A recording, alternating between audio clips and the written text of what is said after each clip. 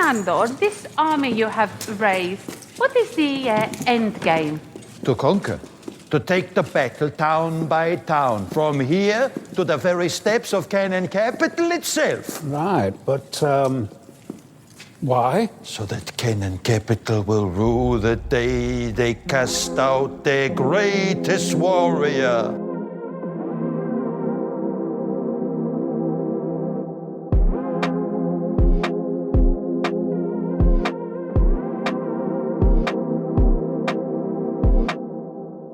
Hello, all, and welcome back to What's On Tonight, a podcast with elaborate, quirky, and unpredictable conversations about TV, movies, and more. I am Becky. And I'm Mandy. And I'm Baby Becky. Yes, Baby Becky is with us tonight. She's happy to be here. So tonight we are covering What We Do in the Shadows, Season 6, Episode 5, titled Nandor's Army. Please note, this is a spoiler-filled podcast, so if you haven't watched the episode yet and don't want to be spoiled, no problem. Come back later, check us out after you have finished the episode. Before we get into tonight's episode, I do want to take a moment to say that I know a lot of us are disappointed in the election results and are feeling down. I definitely don't have all of the answers, nor I know there isn't much I can say to make everyone feel better, but please, please don't despair. As Wednesday went on, I was struggling to find any kind of peace, and then I listened to Kamala Harris's concession speech. And if you haven't listened to it, I highly recommend you check it out. I'm not going to go through the whole thing, but I would like to share a part of her closing. There's an adage a historian once called a law of history, true of every society across ages. The adage is, only when it is dark enough can you see the stars. I know many people feel like we are entering a dark time, but for the benefit of us all, I hope that's not the case. But here's the thing, America. If it is, let us fill the sky with the light of a brilliant billion stars, the light of optimism, of faith, of truth, and service. And may that work guide us even in the face of setbacks toward the extraordinary promise of the United States of America. So Mandy and I both say to all the women, people of color, the LGBTQ plus community, and every single person feeling sadness, anger, or fear, please know we stand with you and you are not alone. Yeah, that's beautiful, Becky. And I really appreciated when you pointed me towards that speech, because I've pretty much logged off of social media since Tuesday evening, just because there's no point in destroying my peace. I wasn't shocked. I was upset and sad, but certainly not shocked that America picked the choice that they did. I really was reminded when a friend of mine reached out to me, a person who was an immigrant to this country and came here at 17, left an abusive marriage, taught herself English from watching old TV shows, took her daughter and ran from that situation, and has made an incredible life for herself here for the last 30 years. And she's been a citizen for a very long time, married to a citizen, has 2 children that are citizen, and she's still afraid right now. And she reached out to me on Wednesday to tell me, I love you so much, and I appreciate you always being here for this brown girl. And weirdly, that brought me a lot of peace, because it made me feel exactly the way that Kamala was trying to instill in everyone with that speech. It was the knowledge that I am not going anywhere. I'm not, as an ally, I am a straight, white, middle-aged woman. A lot of the fears that people have of this coming administration probably aren't going to really apply to me, but they're going to apply potentially to a lot of people that I love. And I'm not going anywhere. I'm not going to shut up, and I'm not going to sit down. So I just want to add to what you already said so beautifully, that for all of the people out there that are allies, that aren't necessarily the marginalized communities that are potentially being threatened by this incoming administration, don't sit down, don't shut up. You are the stars that Becky's talking about that need to be shining the brightest, so that you can guide the people that are very, very concerned about what is going to happen in the next few years. So yeah, that's all I want to say. That's my thoughts. Well, as a biracial woman. I appreciate you, and I love that as I sobbed on Tuesday night, you were a ray of light, and you've always been an amazing support system, and I love you very much. And baby Becky loves you too. I love She said you. And you, as always, have amazing boobs. that. Thank you. You're welcome. All right. Well, we will step off our soapboxes now and dive into the episode. Mandy, could you please tell us what the synopsis is? Oh, I'm so excited for this. The vampires go on a mission to New Hampshire to retrieve Nandor, who has lost his mind. I'm going to skip my overall opinion on the episode because there's so much juice. I don't know, that's probably sounded gross. There's so much awesomeness in this episode. I'm just going to dive right in. So if you have any overall thoughts you want to give, go ahead. Otherwise, I'm ready to go to show moments. So something I told Becky when we got here tonight, I told her I have so much nerd knowledge to drop on her in this episode. And her face only fell for a moment as she probably thought back to all of the boring and tedious conversations we had. But she's going to love this. She's going to love this. Becky, this entire episode was an homage to a very, very famous movie. It's a movie I've only seen once. Do you remember Sheila that we used to work with? Yes. Yeah. So you remember I told you that back in the day I used to hang out with her D-bag son many, many years ago in the 90s. And one night, over way too many White Russians, he forced me to watch this film. And it's a wonderful film. It's a classic. I'm sure that there are many, many, many classic moments in here that if I went back and I watched it, I might enjoy it. But I've never been able to watch it again because it was such a beloved film by all of the douchey guys that I knew growing up back in the 90s. And it is, do you want to guess? No, I'm not. I'm like trying to sit here and think of what you're even. I have no idea. It's Apocalypse Now. The whole plot, there were so many moments that were ripped I had so many flashbacks that were ripped straight from Apocalypse Now. If you don't mind, I'm going to take a moment and just read the summary of Apocalypse Now because I had a feeling that you are also averse to D-bags, possibly had missed this movie as well.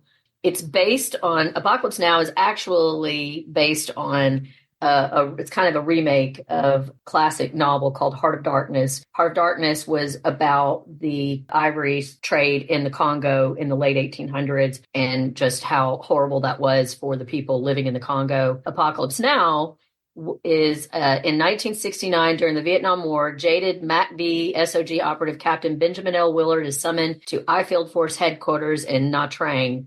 The officers there tell him that U.S. Army Special Forces Colonel Walter E. Kurtz is waging a brutal war against the Viet Cong and the Khmer Rouge forces without the permission of his commanders. He is based at a remote jungle outpost in eastern Cambodia where he commands Americans, Montagnards, and local Khmer militia troops. The troops view him as a demigod. So I'll leave it there. But yeah, that's the basic gist of it. The whole overarching theme of this plot, so many of the quotes were pulled and characters were pulled straight from that film, and I will be bringing that up many times as we go through here. Excellent. That's a very good catch. Thank you.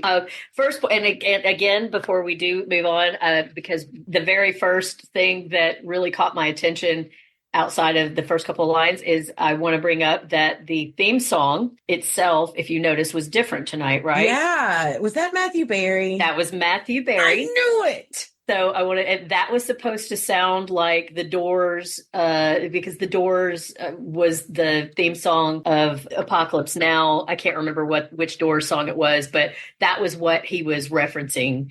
That was the homage in that style that he was doing in the theme song tonight. And did you know something else I learned this week? Matthew Berry helped to write, and you can hear his voice in the theme song for Dancing with the Stars. Really? Yep. I know you're a fan. You're a fan of I Dancing love with the Stars, dancing. I love Dancing with the Stars once they got rid of Aaron Andrews. Yeah. That's another story for another day, people. Right. But yeah, if you listen to it, I'll send you the clip later if you want. You can hear Yeah, Matthew's. I need to because I rewound that twice because that's Matthew Berry. I know that's Matthew Berry. Yep. But then I was like, no, maybe it's not Matthew Berry, but it is in my notes right here. I liked the different opening theme version. Matthew Berry, question mark. That's what he was doing. For clarifying that. He did a great job. I liked it. He did. Yeah. I really liked it. In addition to being a comedic genius, he is a musical genius. All right, so we open up at the house and the search for Nandor is on. There's so much amazing Colin Robinson and Nadja in this. Colin Robinson's setting the trap, the bear trap, and using wine. And balls. Why? Balls? I mean, he doesn't even drink. He doesn't drink blood. Why was he? I rewound that 3 times because it's dark and you can't really tell and it goes by so quick. I rewound that and got my face up right on my TV today to see what kind of balls is he putting in that trap? It was soccer balls and basketballs and then just a carafe of wine. Why? Yeah, but I think he had glasses. There was like the carafe and the glass. And then him shouting into the vent. Yeah. Nandor, I feel like Colin Robinson was phoning it in on the search for Nandor. He really didn't care if they found him or not. He was going to do the bare minimum. Right. But it still doesn't make sense as to why he went with, what was it, a basketball? A basketball, soccer ball, and a glass of wine. But I think it just kind of showed Colin Robinson is so clueless to what motivates. He's such a strange, odd duck that he genuinely just doesn't understand other people enough, even his roommate of the last 100 years, to know what would lure him. Where would he hide? I don't know. Maybe an air vent? I don't know. Let's throw some basketballs out there. That might bring him. I thought of you when Nadja and Laszlo were on the roof, yelling his name into the wind, and the neighbor's like, shut the fuck up. And they're yelling, no, you shut the fuck up. Yeah. And Nadia has got a new power tonight. She has a big voice that can has they ever done that before? I don't know. As I continue the rewatch, I've made note because I'm curious if that's something she's done before, but I love how she uses it later. Yeah, for sure. That was the voice I used on my dog yesterday when she was making me have a heart attack for the 450th time. I wish I could have seen that. I wish that I could have literally blown the doors out like that. It may have gotten my point across. She just ignored me. Oh, it wouldn't. The reward signs, I'm telling you right now, Amanda Walker, if I go missing and you use a photo like that one, we're going to fight. I don't care if you have to go 20 years back to find a photo of me. Oh, it better not look like man, that made me laugh so hard. Nandor. It looked like Nandor, like his mouth is wide open, his eyes are half shut. If I saw that on a missing poster, I probably would not look for that person. And they had, especially because he had vampire teeth. Yeah. They were offering $3. And then when that $5, but I just said $3. $5 seems like an awful lot. Well, if you notice, it was $3, and apparently they'd put those up, and that wasn't working, so they were bumping it up to $5. And Nadia was upset because she felt like that was way too much. Oh, I saw it the opposite. I thought it was started at $5, and then she was changing it to $3 because she thought $5 seemed a bit much. No, I think it's $3, and then she was bumping it up to $5. But then when the Baron calls to tell him that he wants him to come over, she's like, and he may have found about the award. The reward. When he says he may have found Nandor, she says, "Don't tell him about it." She doesn't want to give up that $5. She is not. I still say $3. The shade on Guillermo this episode and every episode, but I don't know why this episode it just stood out to me. But when he walks in and baby Nadja is even like, I can't even look at you right now. And her little head squeaks as she turns it to the side. And Laszlo saying that the blood of Nandor's broken dreams has pooled at the bottom of Gizmo's oddly shaped feet. I have that written down too. It's the very specific insult about his oddly shaped feet that was my favorite part about that. And I love how committed he is to Gizmo. He never breaks. Never. I don't know that he's ever called him Guillermo. I don't think he has. And if he does, I'm going to be disappointed. I think this just needs to go through. He just needs to ride that bit out. Yeah. Yeah. Then we get to the Baron's house, and I don't know why, because I don't think they've ever done this before in this show, but I know it's been done a million times. But I still found it hilarious with the finger foods. With the actual fingers Yeah. and the blood dip Yes. in the center. I wonder And the what they whole were made of. time, Nadja and Laszlo are actually sitting there chewing on his finger. Yeah, what was that They stuff? I really committed. want to know what that was made out of. What were they eating? Because it looked disgusting. Oh, it looked horrible. And I love that Colin is over there mumbling about how, per his email, he does not eat blood. He needs a crescent roll or He needs a something. crescent. But I love that he emailed the host before he was on his way. That was such a Colin Robinson thing to do. Not like pick up a phone or anything. As per my email, I don't consume blood. Yeah, I'm probably going to need a crescent roll or something. Yeah, just a He crescent roll. reminded me of the stapler guy on the Office Space that was Yes. going to burn the office down. Yeah, that was just mumbling. That's my Colin Robinson. Colin Robinson is in general that guy. He is very, very similar to. Oh man, I love that. I haven't seen that movie a million times. Milton, yeah. Milton was his name. We need to you cover remember- that. Do you remember the warehouse guy at our old job that looked just like Milton? Oh, his name just went right in and out of my head. Yes. Looked just like Just him. like and him. Oh, Had he was a a sweetheart. desk in warehouse B. Gary? I think it was Gary. Yeah. I And think if you it was remember, Gary. He got his desk in the warehouse. It was almost like whoever gave him that desk was a fan of Office Space and was just wanting to, again, commit to the bit. He was just like, no, this is hilarious. Kenneth. Kenneth, that was name. it. Kenneth. It was Kenneth, yep. I cannot remember 87% of my life, but I can remember our little warehouse man's name. Well, he was a the good guy. Baron and how he manages to make New Hampshire 47 syllables. How did he say it again? I loved that too. I was always struck by how he says vampire instead of vampire. And what were the vampires doing, scanning the radios? Do they just sit and scan the radio channels? Well, that is yet another. That was one of the references back to Apocalypse Now. There's one of the scenes in Apocalypse Now at the very beginning where the guy they're telling him they want him to go out and find this wackadoodle that's gone AWOL and is living out in the middle of the jungle. They have intercepted some kind of communication from him and they play it for the guy. And the quote about, I have seen a snail crawling across the surface of what is that thing that you cut? Sharpie? Called a Sharpie? That is a quote from a modified quote from Apocalypse Now. I like how Colin Robinson has to be like a razor. He's talking about a razor. Yeah. I also love that in the midst of Nandor's despair of ranting his loathe of Wall Street and their build your own salad bowls. Yes. Like, Yeah. really upset about that. Yeah.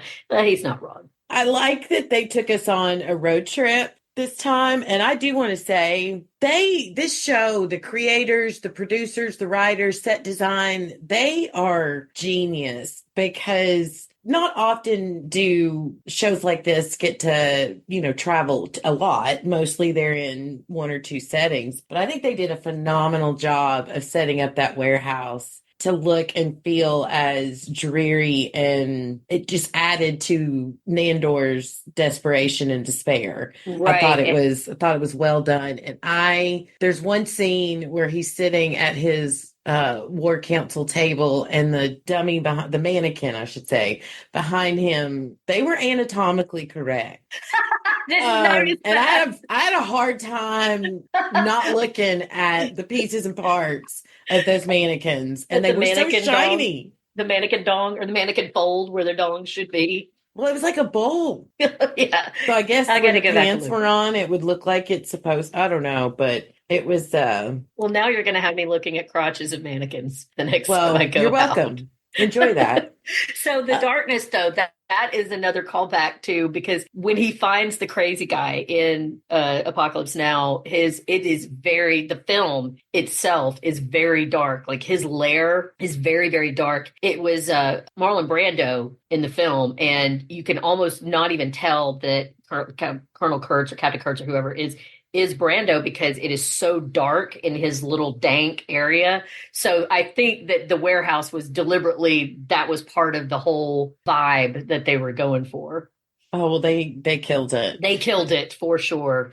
I'll tell you who else killed it. Is Colin Robinson cracking himself up with the cock and sons joke. The cock and sons joke, I have that written down too, because that's a Mandy joke. Don't you think that's a Mandy joke? Well, that's funny you say that, because I feel like that was a Becky joke. Very Because it made me stop and think of a lot of times I've been the only one in the room laughing when I said the joke. And I'm like, am I Colin Robinson?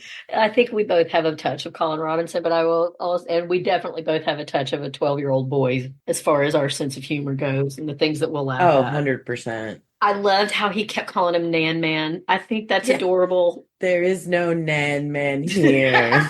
Only Nandor the Relentless. And he had his Dracula hat on. He had his full, he was in his full regalia. And that led me to realize something that I have never picked up on in all 6 years of this show. The three main characters, not Colin Robinson, but the three like actual blood drinking vampires, they are based on three of the most popular vampire stereotypes in history.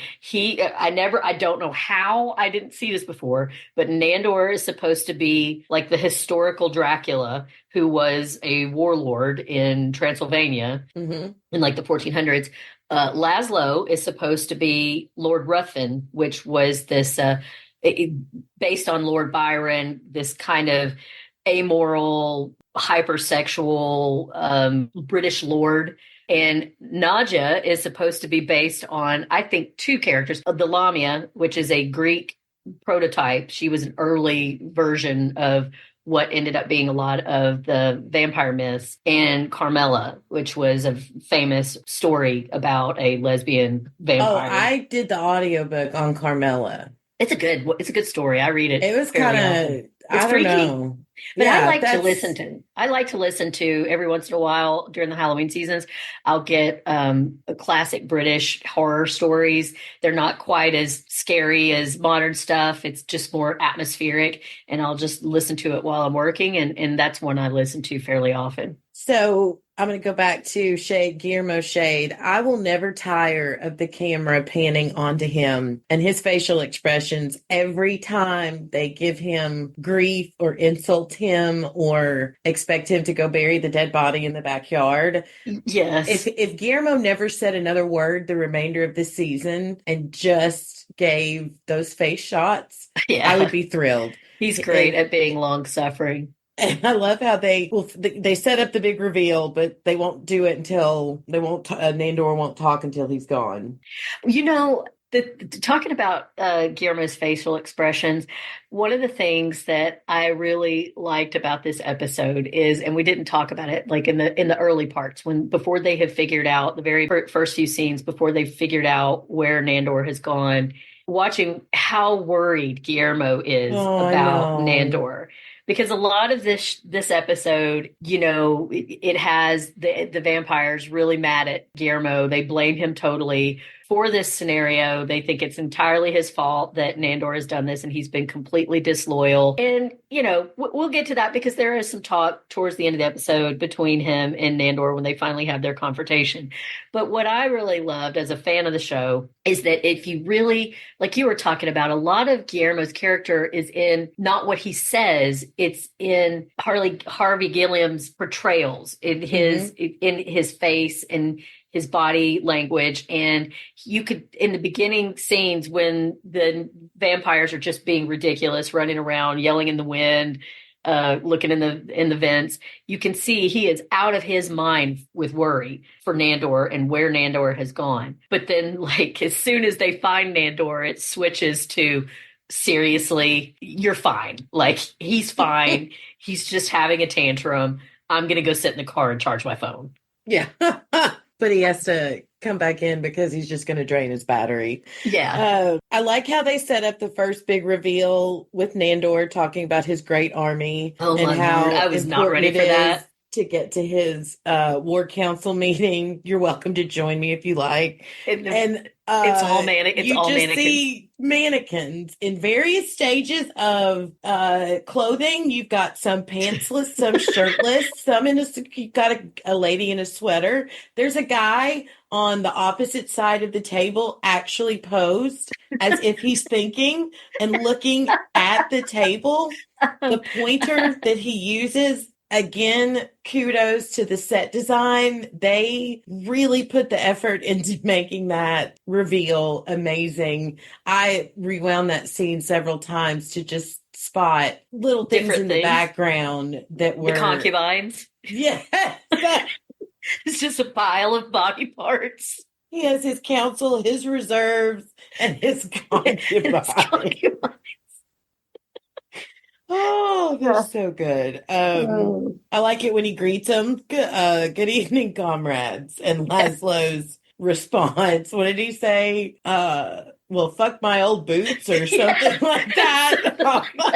When I just realized how completely bananas that he's gone. I wrote, he's full Kurtz now because Yeah. he has just completely become Marlon Brando's character from Apocalypse Now. And also, what about Hot K-Man? Like, this week, Nandor was Shirtless shirtless Nandor? quite a bit. Yeah. Oh, it's in my Digging notes. it. That did not suck. Even when he was, I don't know what he was doing when when they broke off for their side discussion and he's in the running around. background It's breaking again, the mirror. it's Was hot. Apocalypse Now. That is also Marlon Brando was shirtless through a lot, and he was just do the random weird shit, like the weird dances I have got and to things go like back that. and watch. I've seen that movie, but I remember very little. So I'm gonna go back and watch it just to laugh at more at this episode.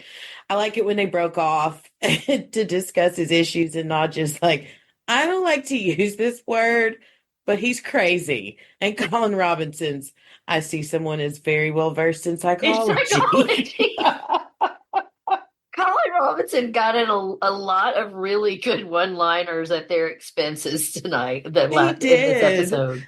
And not just like, well, we can't just, I think it was Laszlo, so we can't just leave him here. And not just like, really?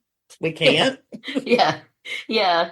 She was she was totally on board with I'm out at this point, and she was just getting more annoyed. Like she was starting to be like, this is just some male nonsense that I'm And not. she wasn't wrong. No, she was not. No, and we'll get into later several times throughout this episode where Nadja had to save the day. I like it when they toss Guillermo out again and Colin Bye, bitch. Robinson, bye, bitch. And he's like, Guillermo's like, don't call me bitch. And not just like, bye, bitch.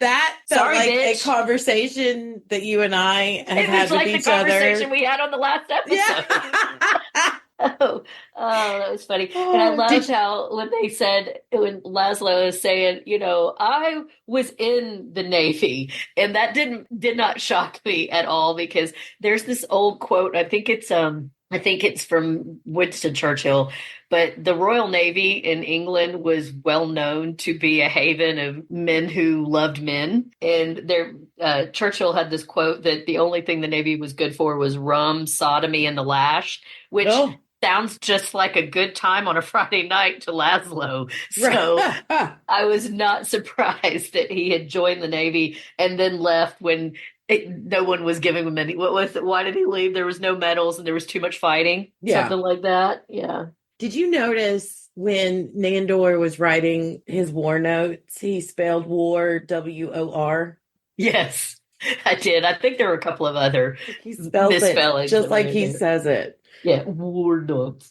I got a huge crack out of Nodge's immediate disdain when they decide they're going to try to dive into the delusion and help him through it. Yeah. And she has to call him sir. And she's just getting more and more pissed off. Yeah. That's what I would have left too, Nadja. Her working out. Yeah. That is exactly me when someone says, let's work out. That I am Nadja. I'm like, I am angry. I will say bad things about about you.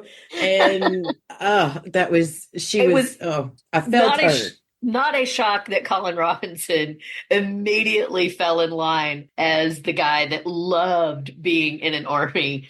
And he too, as he started to really buy into Nandor's delusions and really enjoy this new army game that they're playing, that was also based on characters from Apocalypse Now.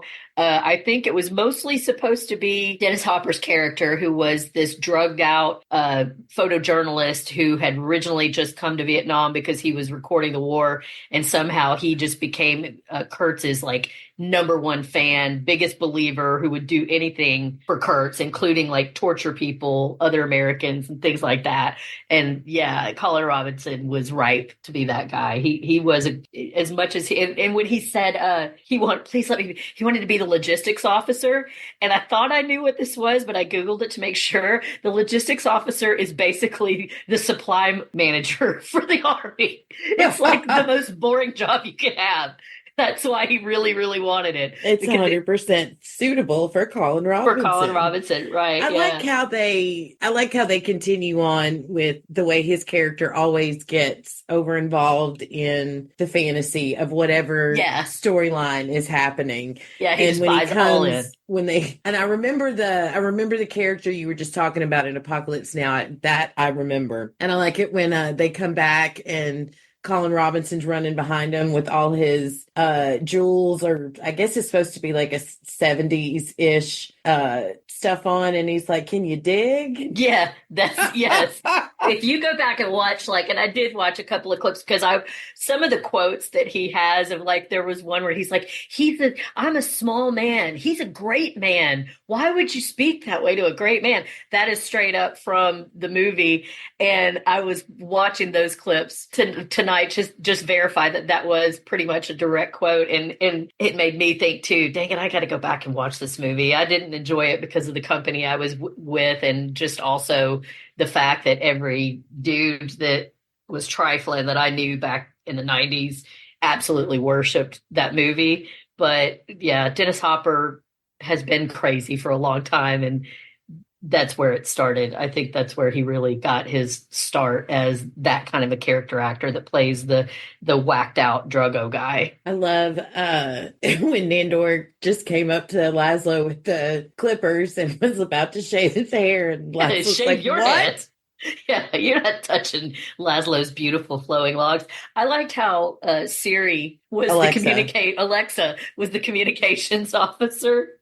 And when he has her Lieutenant Alexa play JoJo's leave when he wants Guillermo to get out, but he tells Guillermo he makes him wait for the chorus, and Guillermo does. It's done. Really? Alexa, play Scarborough Fair by Simon and the Garfunkels. The Garfunkel. I loved that. That was another good reveal when he's having this deep conversation and you don't know is he talking to someone in the ether? And the guy's like, "Yeah, that sounds awful, Nandor. But would you like to request a song?" Yes. And it's the radio host. Yes, that was another quote from Apocalypse Now. But yes, and then he gets out this weird ass saying, and then it turns out he's talking to a radio host requesting. Oh, that's right. He wasn't requesting that from Alexa. He was calling the radio show and asking them to play that. Yeah, that's right. Lieutenant Alexa was JoJo. Yeah, she played JoJo. To get Guillermo out. From now on, I will refer to quotation marks as winky fingers. Winky fingers. That was so cute. That was adorable. That made me want to hug him. That was very cute. Okay, I'm going to segue into the serious before we finish up the factory portion of the episode. I just want to say that I want to give a nod to the writers for their ability to have a comedy show and still cut through that and give you a serious, heartfelt, really amazing, sweet moment between two characters, but still by the time it's over, you're still laughing, even though they just tugged at your heart. And this conversation between Nandor and Guillermo did that. And, all of this started because Gizmo had to fire Nandor and it hurt his feelings. And I like that they forced this conversation to happen because it gave Nandor the chance to tell Guillermo, loyalty. What is one of the jokes that he says, talking about the confession of his human days that he might have betrayed some of the wives? But Yeah. it was a different time. Yeah. But never a comrade. Right. But that, he felt like he abandoned him. I've been loyal to you for all these years. I raised you to be a vampire, and then the time That comes saved you. and Did you like how he brought up the except from time the that glitter, the time he didn't go get the glitter. Yes, from the very first episode. Creepy paper. Yeah. Oh, I think that's got to be my favorite episode. Yeah. I like that they got that out. I like that Guillermo heard him and acknowledged his feelings and then said something that sometimes, in all seriousness, we all have to realize with friendships, relationships, that you're on different paths now, and that's okay. You don't have to be moving in the same direction, but it also doesn't mean that you can't still be there and be a part of each other's lives. And I don't know if it's just because I'm emotional over the election and everything, but I teared up with that whole conversation. I liked it a lot. I thought it showed the heart of that show. I think you said it beautifully. That's what makes this a really great show, I think, is that it's so freaking silly, but at the heart of it, there is this really good relationship between all of these characters. They really care about each other and they really go out of their way to be there for each other. And even though they screw each other over all the time, they always come back to these moments where they clear the air and have, what can sometimes be really adult. I mean, I got the same thing you did. I thought, wow, you just don't see, and I will say, especially two men having this kind of emotionally intelligent conversation with each other where you acknowledge, you hurt me, you hurt my feelings. And I love that Guillermo didn't apologize except to say, I'm sorry that you were hurt, and that I understand why you feel the way you do, but then was able to clarify, here's where I'm coming from. Yeah. And it Nandor hurt him as well, right, which is yes, not normal for Nandor. Right. There's been growth there. There's been real growth. And, part of me, I didn't love to hear Guillermo say they were going in different directions because, I love them together. But I think that needs to be part of the next. I think it's going to be a fun thing. I still think in the end, them growing apart and not having that master-servant relationship is going to lead them to realize that they want to be with each other, whether that ends up just being friends or family or what have you in some way. I think it's still going to lead to the end where they realize they really love being companions with each other, not because they are master and servant, but because they really have something to offer each other as a real relationship. Yeah. And do you want to get into talking about, because I think too, like the hilarious beeline storyline that was going on with when Naja and Laszlo left to go find what turned out to be fireworks to help with the plan to get Nandor out of his lair. And when they're fighting, and Laszlo says, Nadia's trying to get him to clarify what exactly they're going to look for. And he's been dismissive of her a couple of times already. And he, again, is just like, this is something with a scientific, you wouldn't understand. And she gets mad at him because he basically calls her stupid, and then he says, no, I wouldn't say that. That would be a stupid thing to say. And then she gets really mad and tries to storm off, and he goes, Naja, what I meant to say was something with an identical sentiment that wouldn't piss you off. That is the most married argument. That's what I have in my notes. It's like, if this isn't every spouse and spouse situation out there, I don't know what is. I'm but not I like sorry for what I said. I'm sorry that you rightly figured out that I meant you're dumb. But I would have never said it in that way because I don't want to deal with you being mad. But I like that she's, because he kept screwing up. It was, that was, First he says that, then he's like, my darling, I understand why you're upset. It's must be your time of the month. And Oh if yeah, that is a common, that's such I a will fight. I I will will kill fight. you. Yes, That yeah. is I often the say, guys, gentleman listening. Never ever say that to you. I don't care if that is part of why things make, just shut up. no, Don't just, I'm gonna drop some knowledge on you men that are out there listening right now. I really hate when I hear men talk about things like women shouldn't be in power because they become hormonal once a month. Let me explain something to you. Our entire lives are us just swallowing down the idiocy around us and trying to find the most polite, kind, gentle way to try to get our point across. Because if you try to say it in a firm, decisive way, well, there's a word for that they use for women like that. oh, Um, and try being a woman of color and doing that. Not only for are you sure. an angry Woman, you're an biatch, angry now black you're an woman. angry black woman. Yeah. The difference between us and us on our period is that at that point in time, we are in so much physical pain and discomfort that we just can't with the bullshit anymore. It is not that we become irrational once a month.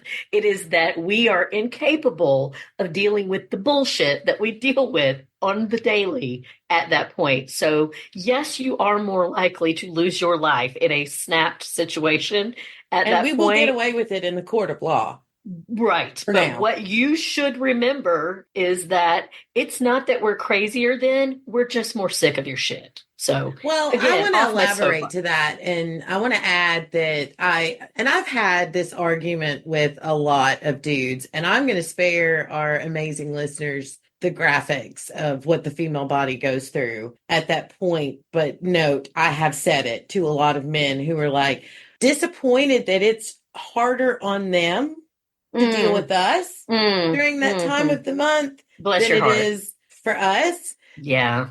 And again, I'm going to spare you, but if you don't know, go look it up. I think there's You got nothing, man. I You've think there got is nothing. actually machines that you can buy that simulate what cramps are like.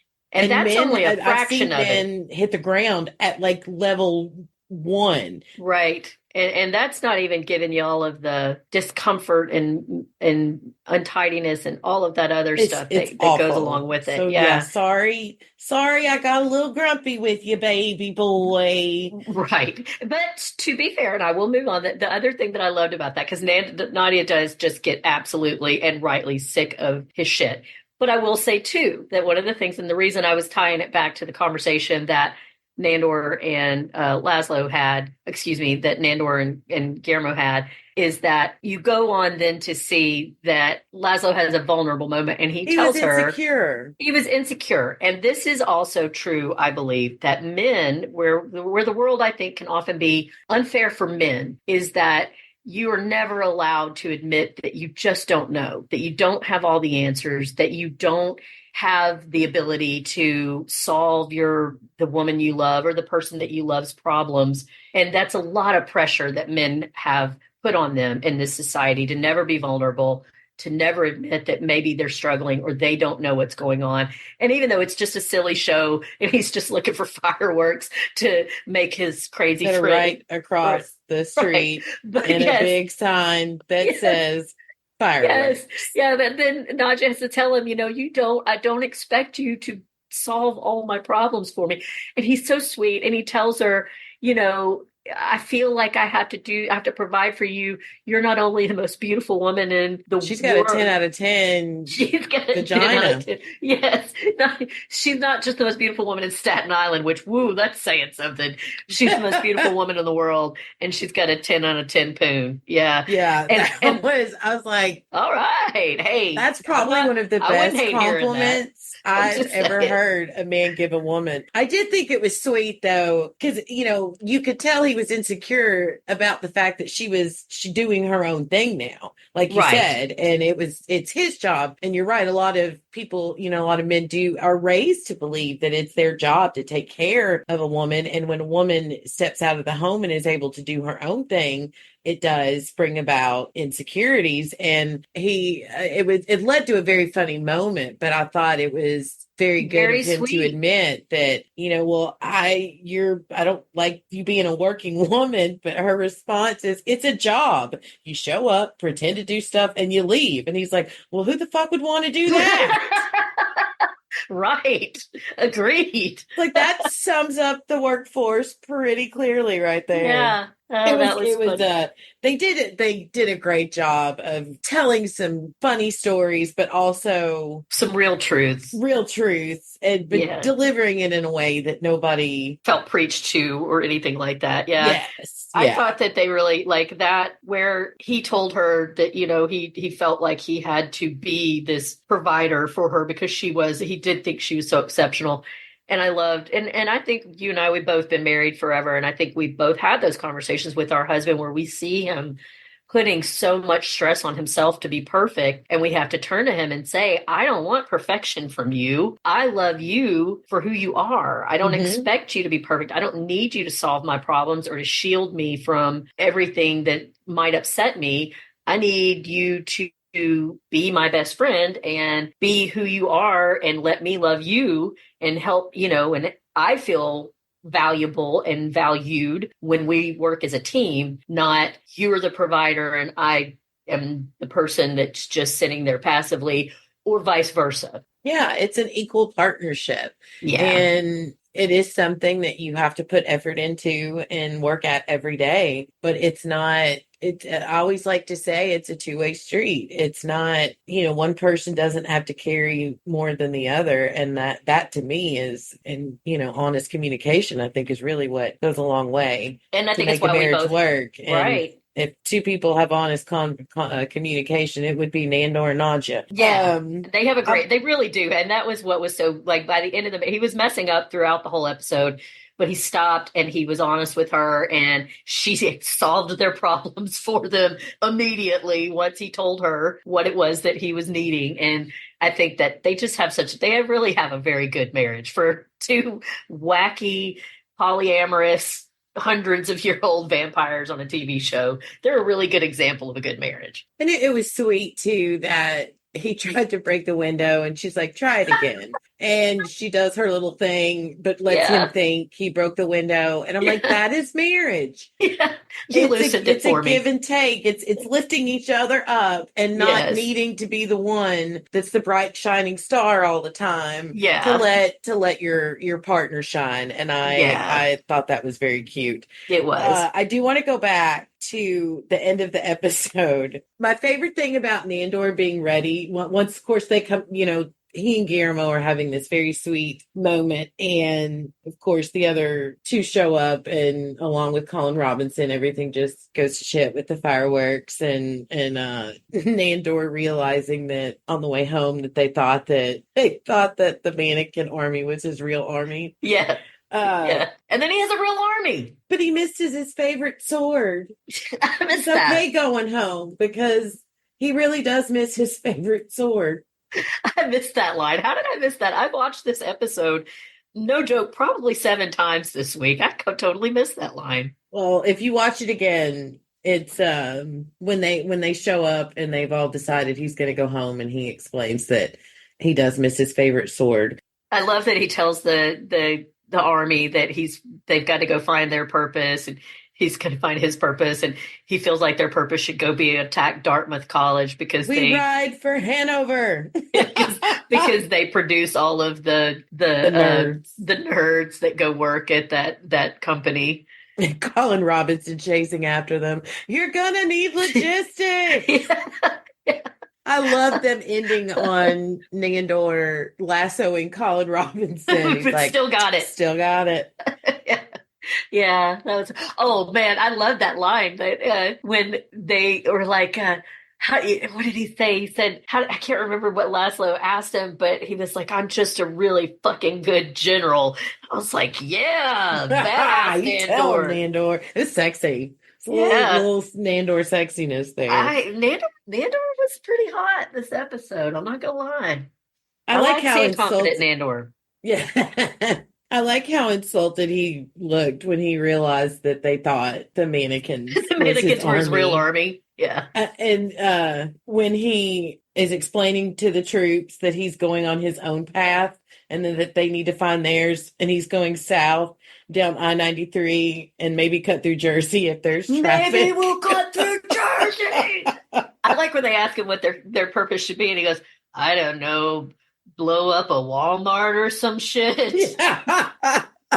And Guillermo's like, no, don't do that. Don't do that. Bless his heart. And then cops, when they get, of course, in their whole comedic shtick is they're all together, and Nandor's in the trunk, Nadja and Laszlo are in the back seat, and Guillermo's fine. Everything is fine. The cop pulls him over, and Laszlo's like, "It's the coppers," Yeah. and they start freaking out. And then Guillermo's like, oh, yeah, I had taillights out. I've been meaning to fix that. And everything is fine.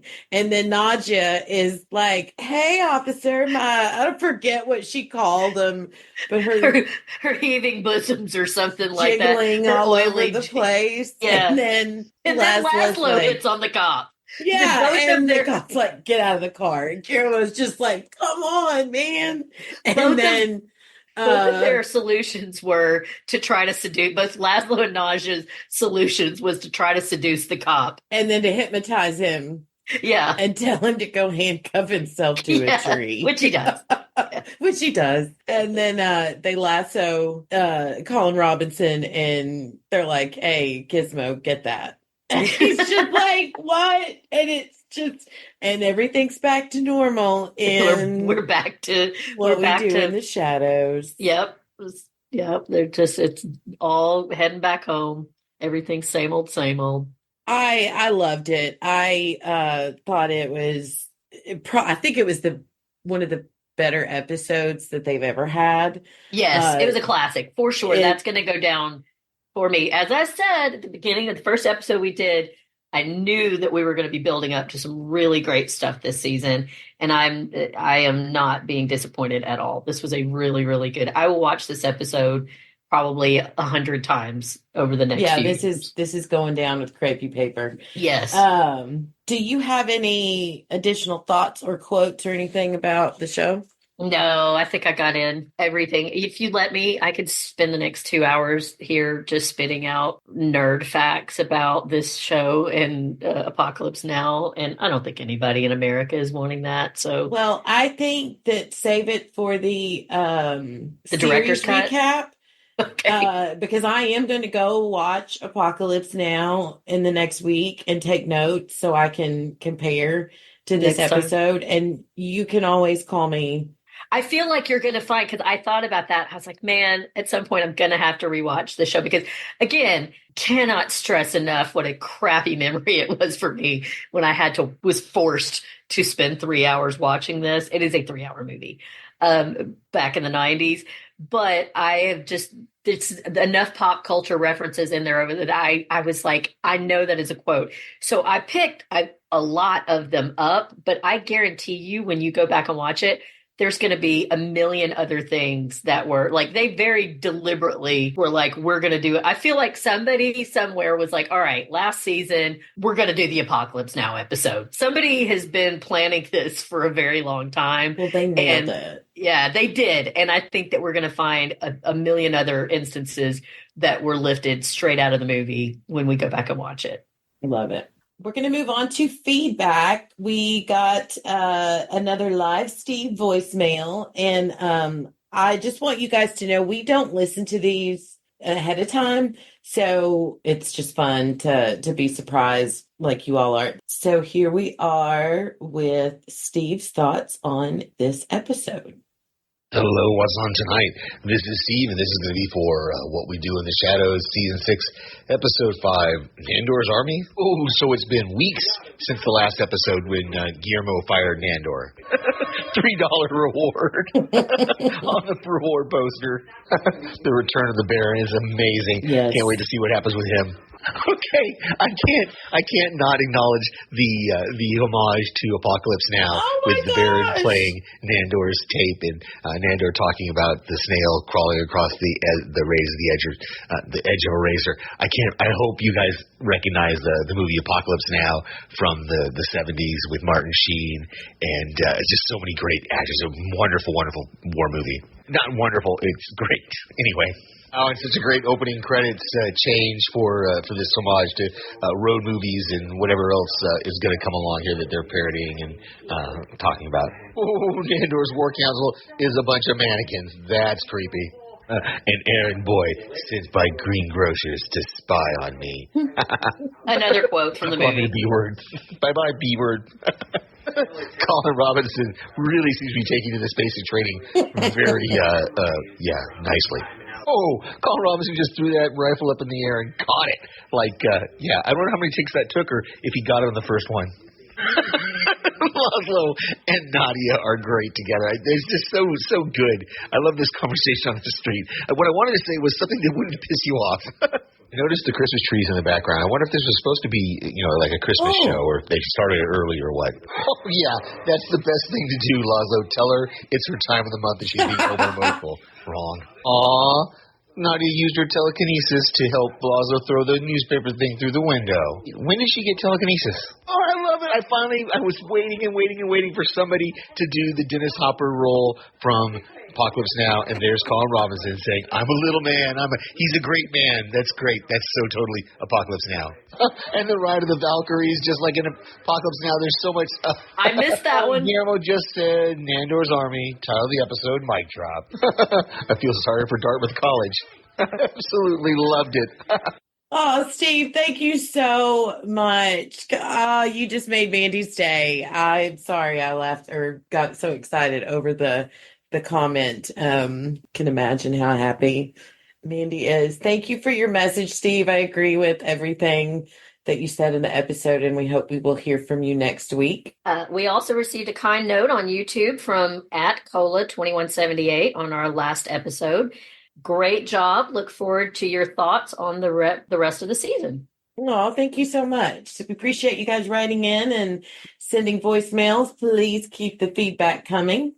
If you would like to leave us feedback or just say hey, you can email or send us a voice message as an attachment to what'sontonight2@gmail.com. That's what's on tonight and the number 2@gmail.com. You can visit our Facebook page where there will be a post for the next episode, and you can leave feedback in the comments section or send us a message through Facebook Messenger. We can also be found on Instagram at What's On Tonight Podcast number 2. We would greatly appreciate it if you leave a review, comment, and or like or share on your podcast listening app of choice. We would greatly appreciate that. We will be continuing our coverage of What We Do in the Shadows next week with Season 6, Episode 6, titled Laszlo's Father. Ooh, I didn't even watch the scenes for next week, but I am so excited for this. Once we wrap our coverage of this show, we are going to figure out what we'll cover next. If you have any suggestions on what that should be, or if there's anything you'd like to chat with us about, doesn't even have to be about TV or movies. It could be about anything. Feel free to let us know. Becky, where else can listeners hear you and any podcast recommendations? I can be heard on Adrenaline Cinema Podcasts. Billy and Mark just released their review of the horror movie Longlegs there. Check it out. I can also be heard on Panels to Pixels podcast, where Mark, Steve, and I just finished our coverage of Agatha All Along. Please take a moment and check out that episode. It was we had a lot of fun covering that. And also I can be heard here on What's On Tonight podcast. Couple of podcast recommendations. One of my favorites with Penny and Kara, Still Slaying a Buffyverse podcast, is about to start their rewatch of Buffy the Vampire Slayer, and I'm super stoked about that. The Cast of Us where Jason and Lucy just finished their last coverage of the last episode of Daryl Dixon, the Book of Carol. And I also highly recommend for those of you, the Penguin lovers, the Penguin on HBO Max, check out TV Podcast Industry's coverage of that show. They're doing a phenomenal job. It looks really good. I like that. I It's don't watch it, great. but that Christina Milioti, I love her in anything she does. And I've seen some of the clips and she looks fantastic. And if I can ever get enough of my ADHD brain together to actually sit and watch, I don't watch a lot of television because I just don't have the attention span for it anymore. And of course, I'm not on any other podcasts, but I do want to say that this week's Dateline, as I mentioned last week, I am a massive Dateline fan and I have a huge crush on Keith Morrison. This week was a Keith Morrison episode. And not only that, it was a case from Dyersburg, Tennessee. So if you aren't on a regular listener, but you're interested in true crime, I highly recommend this week's episode. And if you're a Tennessean, highly recommend this episode, if for no other reason than the fact that you get to hear Keith Morrison say the who's who of Dyersburg society was at the Halloween party. It was one of the highlights of my life. And I also do want to recommend, I saw there's a movie, an actress I really, really like is Anna Kendrick. She is a great actress. Oh, I know what She's you're going to say. the woman of the hour. It is So good. yeah, I think she directed. She did. And, yeah, and I'm a big true crime fan, and I also have kind of a morbid fascination with serial killers. And the Rodney Alcala story is truly infuriating as a woman if you ever knew anything about it. So she did a great job bringing it to life, and I really recommend it to anybody that's got an interest in that subject at all. It was very, very well done. I think Mandy is giving us a good list of things that we can cover once we're done with what we do in the shadows. Right on. Anything else? Nope. Before we go, I do want to give a big thank you to Mark and Pirate Corps Entertainment for giving us this platform. Please visit the Pirate Corps website. It can be found on our Facebook page, and there you can find our podcast as well as check out other podcasts that are available. That wraps up our coverage of episode 5 of the final season of What We Do in the Shadows. Thank you, everyone, for listening. I'm Becky. And I'm Mandy. We'll catch you next week when we grab the remote and see what's on tonight. Bye. Bye.